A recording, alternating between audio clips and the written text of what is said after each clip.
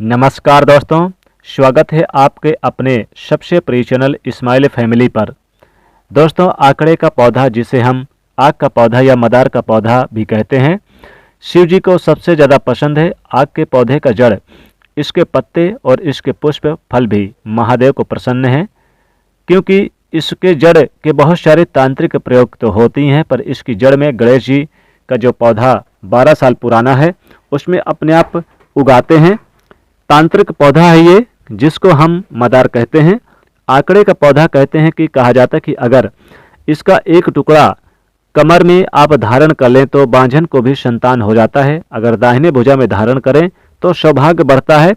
अगर इसे गले में पहन लें तो महालक्ष्मी की प्राप्ति होती है।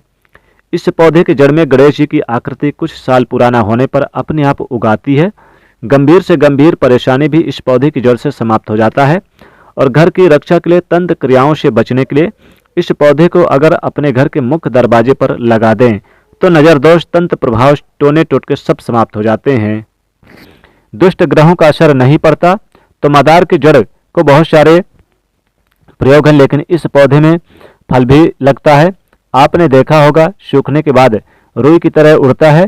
तो मदार का पौधा अगर आपके घर के बाहर अपने आप उगाया तो आप बड़े ही भाग्यशाली हैं। लेकिन नहीं उगा है तो आप लगा सकते हैं। अगर कोई व्यक्ति बीमार है तो मदार का पौधे के एक डाली तोड़कर ले आएं, उस व्यक्ति के ऊपर से 7 बार उतार करके आप उसको कहीं से बाहर ले जाकर फेंक दें। आप देखेंगे उनका स्वास्थ्य जल्दी ठीक हो जाएगा।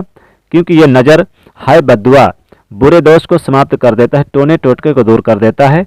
इस पौधे में अद्भुत चमत्कारिक शक्ति है जो जीवन के हर परेशानी से, हर समस्या से आपको बचाव करता है। लेकिन इसके कुछ खास प्रयोग भी होते हैं। मदार के पौधे में जो फल लगा होता है, आप एक फल ले आइए, उसमें से निकाल कर के, कच्चा हो या फिर सूखा हो कोई फर्क नहीं पड़ता। सूखने के बाद तो उड़ जाएगा, लेकिन आप एक ले आइए। अब इस फल को आप हल्का सा सुखा लें।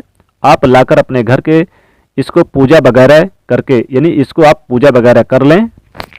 कहीं भी आप छत पे या फिर कहीं पर भी आप ऐसी जगह रख दें कि जहां ये सूख जाए सूर्य की रोशनी से। इसके बाद लाल कपड़े में लपेट कर आप इसको संभाल कर रख लें।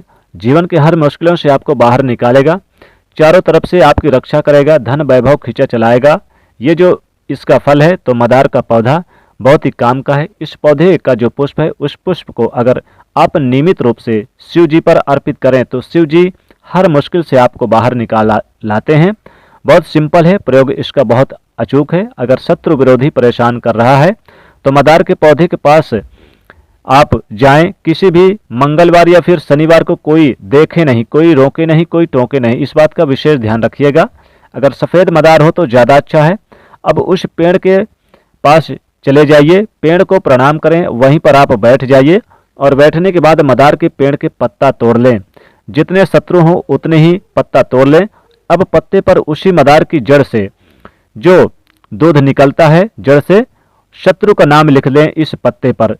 जड़ यानी जड़ से आप इसको पहले इसका नाम लिख लें, इसके दूध से नाम लिख लें, यानी जो पत्ते से दूध निकलता है उससे आप नाम लिख लें और जड़ में आप दबा दें, यानी कि इसी मदार के नीचे जड़ में दबा दें और थोड़ी मिट्टी भी डालकर यानी कि इसमें मोन दीजिए। याद रखिएगा कि हर एक शत्रु के लिए अलग अलग पत्ता आपको प्रयोग करना है। चाहे वो आप अगले उंगली के सहारे लिख सकते हैं या फिर किसी के सहारे आप मदार के दूध से शत्रु का नाम लिख सकते हैं। और शत्रु का नाम लिखते समय शत्रु का भाव रखिएगा मन में कि वो शांत हो जाए, आपको दोबारा परेशान नहीं करें। और ये प्रक्रिया लगातार 3 शनिवार या फिर 3 मंगलवार को कर लीजिए। आपके शत्रु शांत हो जाएंगे और वो चाहकर भी आपका नुकसान कभी नहीं कर पाएंगे और सुरक्षित भी रहेंगे आप। तो दोस्तों, हम आपसे फिर मिलेंगे, विदा लेते हैं। तब तक ले हर हर महादेव, ओम नमः शिवाय, जय श्री कृष्ण, जय माँ लक्ष्मी।